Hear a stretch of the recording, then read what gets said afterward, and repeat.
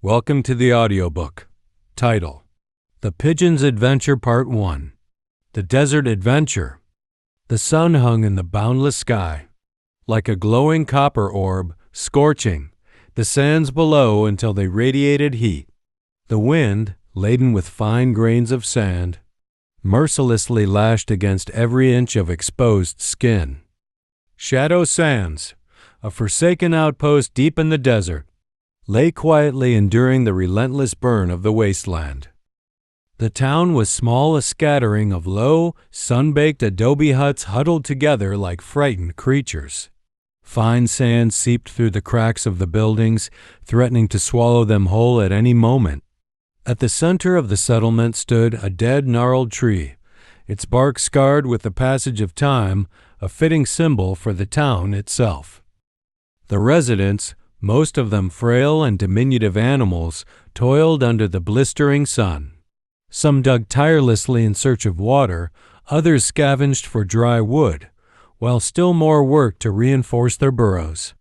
Their eyes, dull and weary, spoke of resignation, a hardened acceptance of the ceaseless, grinding labor that defined their lives. A wave of heat rolled through, carrying the stifling blend of dust and sweat. Shadow Sands was a place lost to the world, a forgotten corner steeped in both despair and fragile hope. The midday sun scorched the earth, bathing Shadow Sands in a haze of dull yellow. Suddenly, a streak of white cut through the oppressive sky. A pure white dove descended gracefully, landing on the withered branches of a dead tree at the town's edge. This was no ordinary dove. Tied to its leg was a delicate little bell engraved with the words, "Flying Championship." Clearly, it was a lost competitor. The dove surveyed its surroundings. The desolate desert and crumbling buildings were a far cry from the bustling cities it had known. Parched with thirst, it scanned desperately for water. At that moment, a tiny jerboa peeked out from a mound of sand, its beady eyes filled with curiosity at this unexpected visitor. "Hello, friend," the dove greeted in a clear, melodic voice. The jerboa hesitated, its small body tense, but managed to reply, "Hello, welcome to Shadow Sands." Looking around warily, the jerboa added in a hushed tone, "Quickly, this place isn't safe. That rattlesnake's always snooping around and will definitely report you." The dove tilted its head, curiosity and confusion in its eyes. "Report me? I'm just lost. Why would anyone report me?" A desert lizard slithered into view, its tone sharp and mocking. "Because that's the rule. Strangers aren't welcome here. Especially someone like you."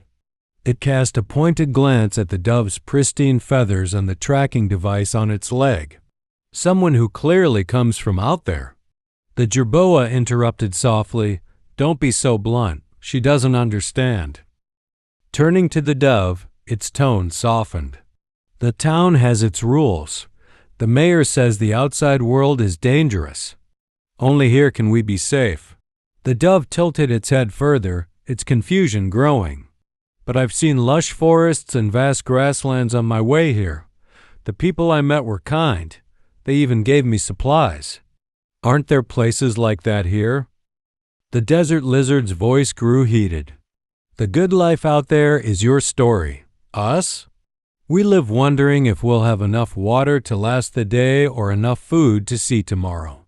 Lowering its voice, it added bitterly, "The mayor and his cronies live in an oasis, feasting and drinking while they make us believe the outside world is hell." The jerboa sighed softly, trying to smooth things over. "Our town is small, with limited resources. Life here is tense. But the lizard's right. The rules are getting stricter. Everyone must obey the mayor." The dove hesitated before asking carefully, "Do you ever think about leaving to see the outside world?" The desert lizard froze, fiddling with a cactus leaf in its claws. "Leave? That would make us deserters.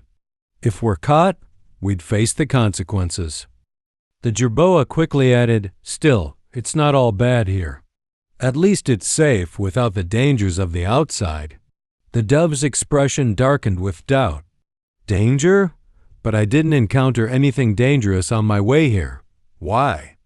The desert lizard interrupted sharply, its patience wearing thin. Stop asking questions. Either leave quickly or find somewhere to hide. People here don't take kindly to someone as free as you. The jerboa interjected, trying to ease the tension. You tidy up here. I'll take her to my burrow. When you're done, meet us there. The dove glanced around and asked, Is there any water here? I've been flying for so long I'm absolutely parched. The jerboa thought for a moment before disappearing into its burrow. It emerged moments later, holding a small clay jar, which it handed to the dove with great care. This is my most precious treasure. Go ahead and drink.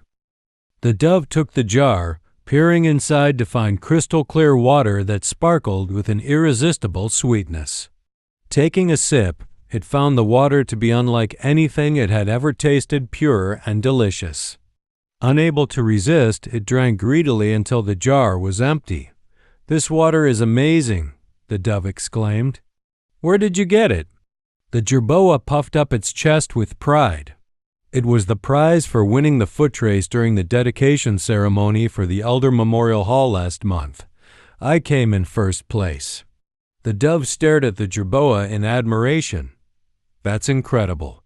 But if it's so precious, why didn't you drink it yourself? Scratching its head, the jerboa explained, This kind of sweet lake water is rare here. The mayor, the golden eagle, flies far away to bring it back. Most of the time, we survive on tree roots or morning dew, so we don't really need extra water. Even so, it hesitated. I couldn't bring myself to drink it. Why not? The dove asked, puzzled. Well, the jerboa lowered its voice. In a few days, my friend, the desert lizard will probably sneak in and take it. He's been asking me for it for ages. The dove burst out laughing. You're joking. Over a bowl of water? What kind of friend turns into a thief for that?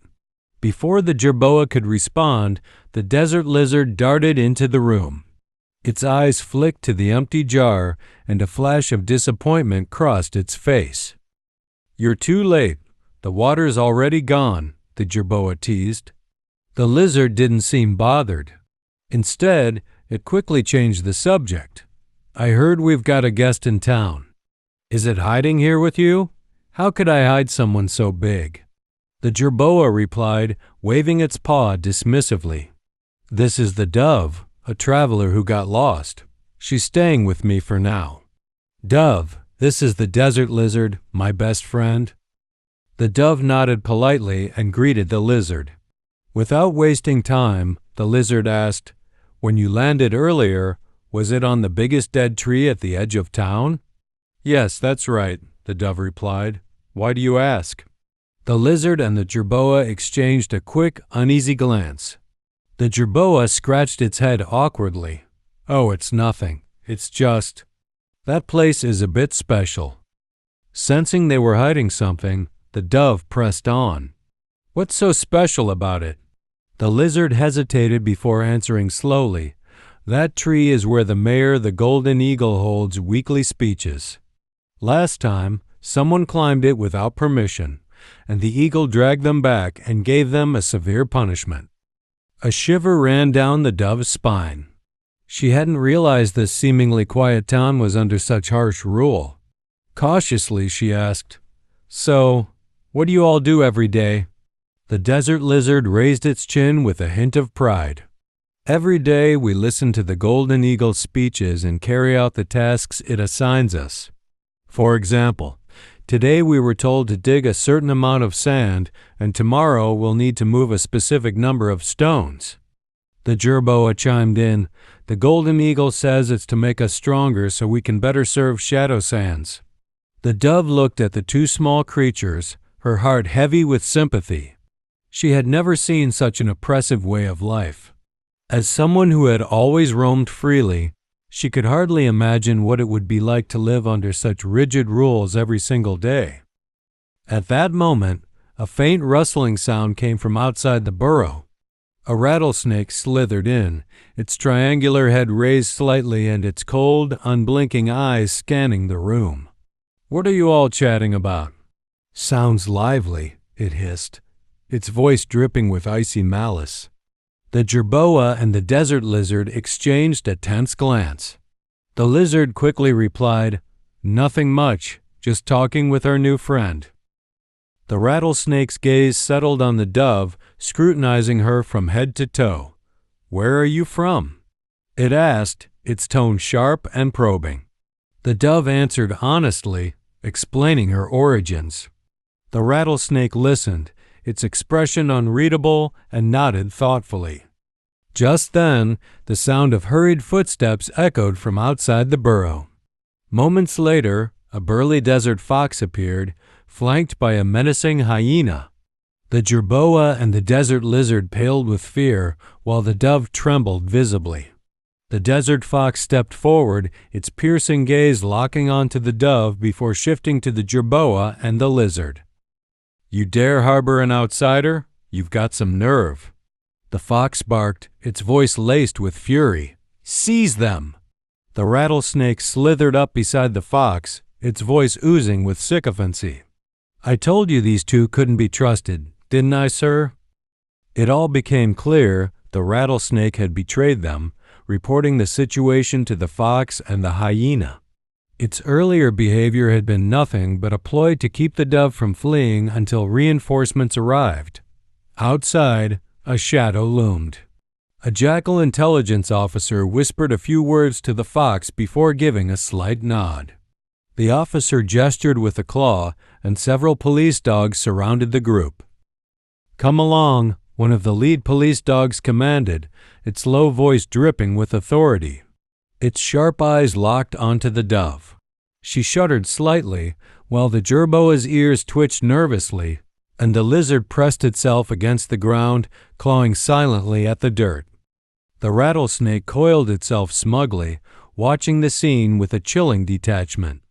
As the police dogs turned to leave, the lead officer's gaze fell on a string of red chili peppers hanging by the rattlesnake's door.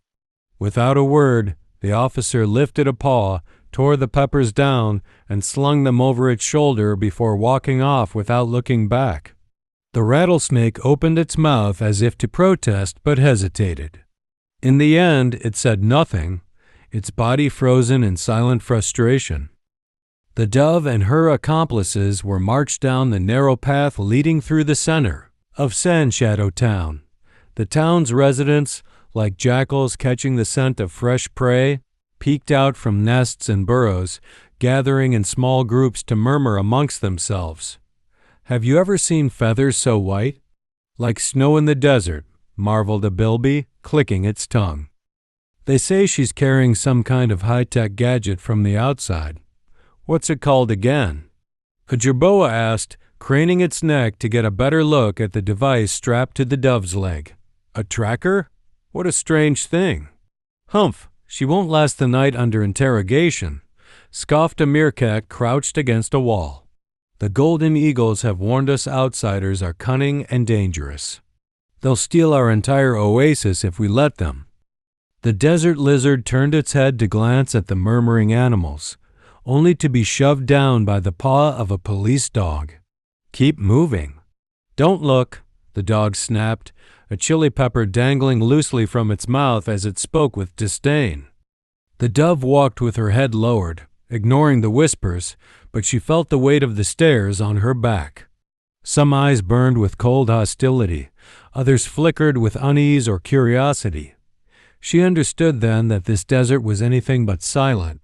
Every gaze was a mirror, reflecting the true nature of this town, a place where fear and suspicion thrived in the shadows. Sandshadow Town wasn't large, and the dove, jerboa, and desert lizard were quickly escorted to the intelligence officer's office. Though modest in size, the room was tastefully decorated. On the desk sat a town emblem carved from sandstone, and a slogan adorned the wall: "Order and loyalty above all." The dove stood uneasily by the door, awaiting her uncertain fate. To her surprise, the fox greeted her with a warm smile and gestured for her to sit. He personally served a tray of delicate pastries and a steaming cup of tea. "Relax," the fox said gently, his voice disarmingly kind, almost enough to make one forget his official uniform. "I know you're not a spy, but I'll need you to explain in detail how you ended up in Sand Shadow Town." The dove hesitated before carefully sitting down, her eyes lingering on the elegant pastries. After a moment's pause, she began to speak. I got lost while competing in the annual around-the-world flight race." She paused, then continued, her voice gaining a hint of excitement. "Along the way, I saw so many fascinating things. A squirrel in the forest shared its stash of nuts with me. On the grasslands, a zebra taught me how to navigate strange patches of vegetation." As she spoke, her tone lightened, and for a brief moment, the dove seemed to forget where she was. Her eyes sparkled with a sense of freedom that felt utterly foreign to the oppressive room. The fox listened quietly, his expression softening. His gaze turned warm and attentive, and every so often he smiled faintly or absently twirled a pen on the desk. His demeanor radiated curiosity, even admiration.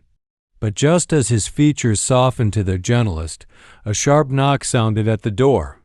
"Come in," the fox called, his composure instantly restored. A police dog entered, a half-chewed chili pepper dangling from its mouth. The dog glanced at the dove briefly before averting its gaze, then placed a report on the fox's desk. "Here are the statements from the jerboa and the lizard," he said. The fox nodded, taking the report. The dog's gaze briefly lingered on the tray of pastries and tea, then flicked back to the dove. Something flashed in his eyes. Was it envy, disdain, or perhaps confusion? Whatever it was, he said nothing, simply muttering, "I'll take my leave," before turning and shutting the door behind him. The fox opened the report, skimming its contents. The document bore the jerboa's and lizard's paw prints. He frowned slightly, then closed the file with care and looked up at the dove with an apologetic smile. "I'm afraid you'll need to remain here for now. I must wait for the mayor's instructions before deciding whether you can leave." The dove's eyes widened, her beak slightly open as though to protest, but the fox raised a paw to stop her. "Rest assured, you're free to enjoy anything in this room," he said, his voice as gentle as ever. Yet, beneath that gentleness lay an unmistakable note of authority that brooked no argument. The dove looked down at the cup of tea, the liquid inside rippling faintly. A mix of emotions swirled within her. What could this fox's outward kindness be concealing? Time passed quietly. The sun dipped lower in the sky, its golden rays spilling into the office and elongating the shadows near the window. A peculiar stillness filled the room, broken only by the soft sound of the dove occasionally sipping her tea. Suddenly, the sharp ring of a telephone shattered the stillness. The fox's brow furrowed as he quickly answered the call. "This is the intelligence office," he said, his tone steady and calm. However, his expression shifted to one of intense seriousness the moment he heard the voice on the other end. He stood upright, tail stiff, his gaze fixed on some distant point. The voice of the mayor's secretary came through, crisp and professional. "Officer, the mayor has issued instructions." The tracking device on the dove could draw outside attention. "We must act with caution. I understand." "Please continue," the fox replied, his voice sharp with focus, his tail tapping the ground lightly. The secretary continued, "The mayor directs us to maintain a friendly attitude toward the dove, offering her necessary assistance. However, she must leave the town within a strict time frame. Additionally, the mayor requests that she carry back a positive impression of our town, its harmony, its order, and particularly the mayor's inspiring leadership. Finally, please have the dove convey our warmest regards to the bald eagle leader." The fox was silent for a moment, then gave a measured nod. His voice was low but firm as he replied, Understood. Please inform the mayor that we will handle this with the utmost care. After hanging up, the fox remained motionless for a moment, his gaze falling on the tray of pastries and the now cooling tea. He seemed lost in thought before picking up the report once more, his eyes lingering on the jerboas and lizard's paw prints. He murmured to himself, "Friendly, limited time. Let's hope this goes smoothly." Then, with deliberate care, he straightened his desk, turning to the dove with a polite, warm smile that belied any trace of the tense conversation he had just concluded. The dove sensed a hint of complexity in his gaze but said nothing. Instead, she quietly lifted her teacup, trying to mask her unease. The fox broke the silence with a calm voice. "You're fortunate. The mayor has reviewed your situation and has expressed great sympathy for your predicament. He has instructed us to assist you in completing this stage of your race here in Sand Shadow Town. Should you need anything, do not hesitate to ask. The mayor also hopes that you will one day share your experience here and, of course, his kindness and exceptional leadership." With that, the fox walked to a cabinet in the corner of the room and opened it. Inside were neatly stacked bags of lake water and beautifully wrapped packets of cookies. He gestured toward the supplies. "You're welcome to use or take as much as you need. We hope these will help you on your journey." The dove's face lit up with gratitude. "Thank you so much. With these provisions, I'm confident I'll be able to continue the race." Carefully, she selected a small bag of lake water and a packet of cookies, securing them on her back with her wings. "This is more than enough. Any more might make flying a bit difficult." She turned to the fox and bowed slightly in thanks. "I deeply appreciate your help, as well as the warm hospitality of the townsfolk. I'll remember everything about this place, especially the mayor's care and support." The fox gave her an approving nod, his smile unwavering. But as the dove prepared to leave, a shadow of something inscrutable flickered in his eyes.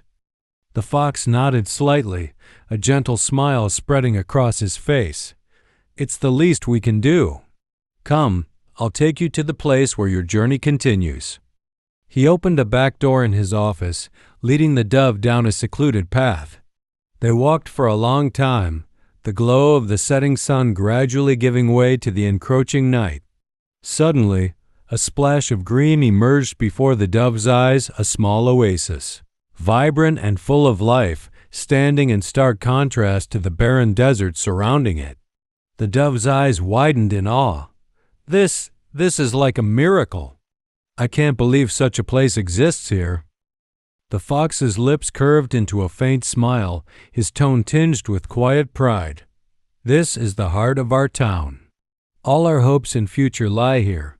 This oasis is also your departure point. May you do well in your race."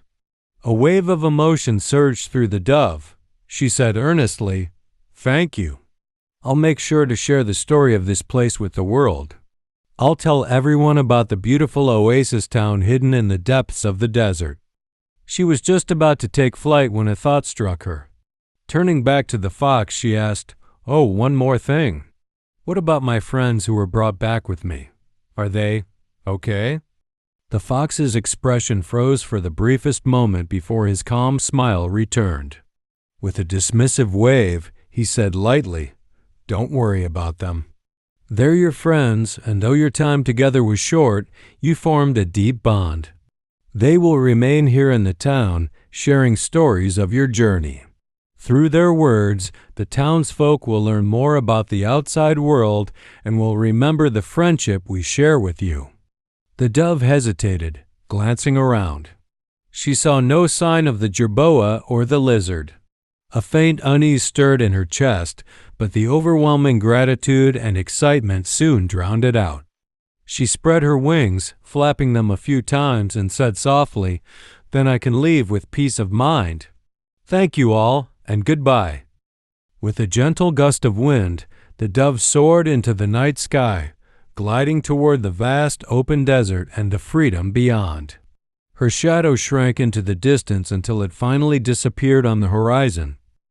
The fox stood alone at the edge of the oasis, his gaze cold and unyielding as he watched her vanish into the darkness.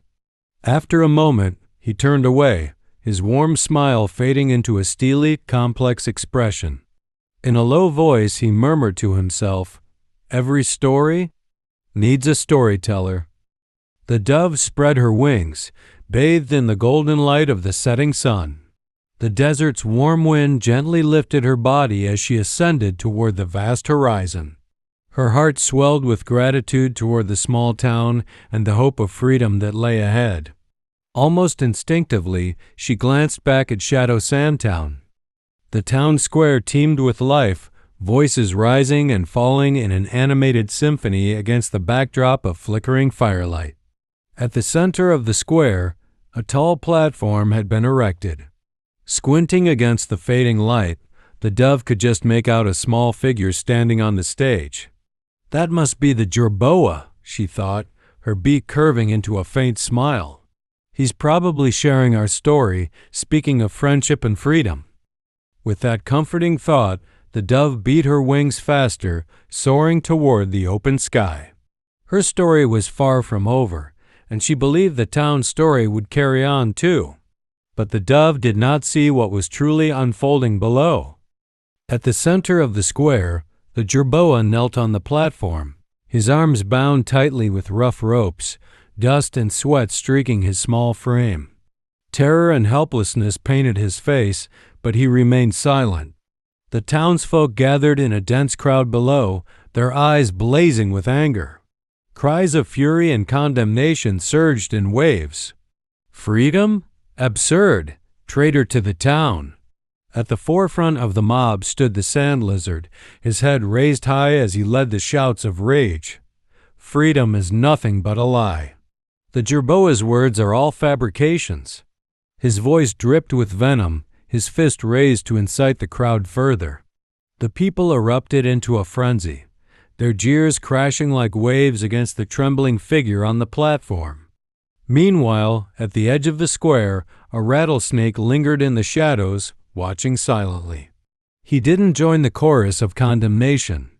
Instead, his cold, calculating eyes remained fixed on the platform in the distance. Once he was sure no one would notice, he slipped away and slithered toward the jerboa's now abandoned home. With a sly grin, he pushed the door open and slithered inside. As he closed the door behind him, he let out a quiet laugh. This was his reward, a token of the town's gratitude for his loyalty and justice. As night fell over Shadow Sandtown, the uproar in the square showed no sign of waning. The flames of the torches cast a fiery glow against the darkened sky, a stark contrast to the serenity of the desert beyond. And all of it, the chaos, the shouts, the flickering firelight, was left far behind by the dove as she soared ever farther into the night.